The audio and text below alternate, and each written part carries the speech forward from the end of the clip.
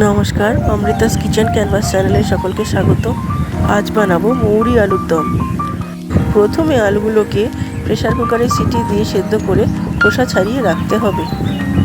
এরপরে নেব মৌরি 3 চা চামচ, গোটা ধনে 2 চা চামচ, গোটা জিরে 1 চা চামচ, লাল শুকনো লঙ্কা, লাগবে কালো গোলমরিচ 1/2 চা চামচ।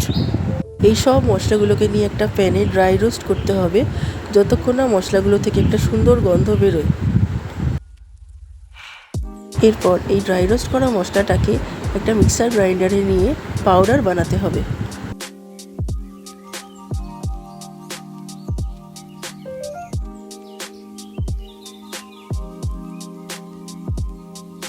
এরপর গ্যাসে আগুন জ্বালিয়ে কড়া দিয়ে তাতে তেল ঢেলে তারপরে ওই সেদ্ধ আলুটাকে দিয়ে ভালো করে নাড়াতে হবে যতক্ষণ না তেলটা ভালো করে আলুর মধ্যে লেগে যায়।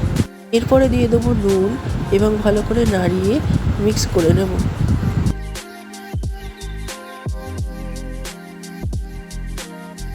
এবারে সব শেষে মিক্সার গ্রাইন্ডারে ড্রাই রোস্ট করা গুঁড়ো মশলাটা 3 টিস্পুন নিয়ে আলুর মধ্যে ছড়িয়ে দিতে হবে।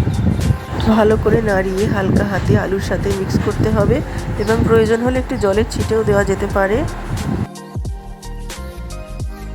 এভাবে কিছুক্ষণ নাড়িয়ে চাড়িয়ে ভালো করে রান্না করলেই রেডি হয়ে গেল মৌরি বাটা আলুর দম বা সফট পটাটো। এটি রুটি, পরোটা বা লুচির সাথে খেতে খুবই ভালো লাগবে। রেসিপিটা ভালো লাগলে লাইক, কমেন্ট, শেয়ার আর সাবস্ক্রাইব করুন। সকলে ভালো থাকুন। নমস্কার।